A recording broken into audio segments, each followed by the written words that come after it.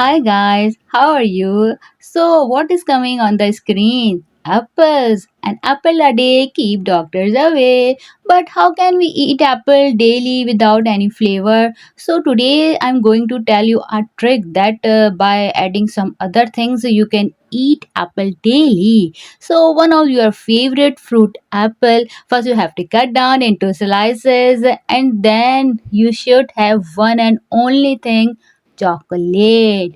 Yes, you and me, we all love this. So have a dip of chocolate with the apple. First, just sprinkle the black pepper over the apple. If you like the black pepper, don't sprinkle the salt, okay?